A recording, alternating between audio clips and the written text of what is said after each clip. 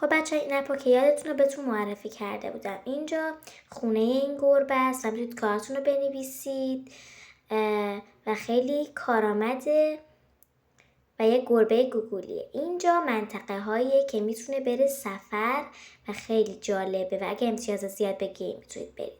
اینجا شاپینگشه که شاپ لباس داره، شاپ وسایل خونه داره و شاپ غذا داره و واقعا یکی از قسمت هایی که جالبش کرده اینجاست که میتونی واسه گربت خرید کنی. اینا هم که خونه هایی هم که میتونی در اختیارش بذاری، البته با پنج گربه هایی که با انجام کارات به دست میاری.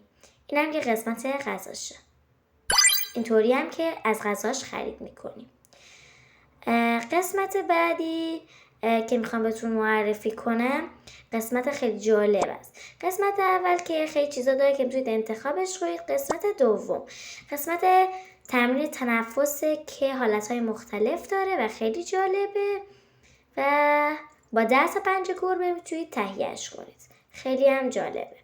قسمت بعدی قسمت تست تایمه که میتونید توش کاراتون رو زمان بندی بکنید و زمان بندی مناسبی براش انتخاب کنید و وقتی تموم بشه بهتون یه دونه چند تا 5 گربه میده و یه ماهی رو از آب میکشه.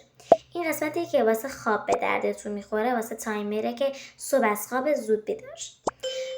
این قسمت هم قسمتی که یه فوالی واسه میگیره که بهت امید برای زندگی کردن میده و خیلی کارآمده و اینا رو میتونید دانلود کنید و تو گوشیتون ذخیره داشته باشید. و قسمت بعدی هم که دیگه میتونید مشخصات گربتون رو داشته باشین.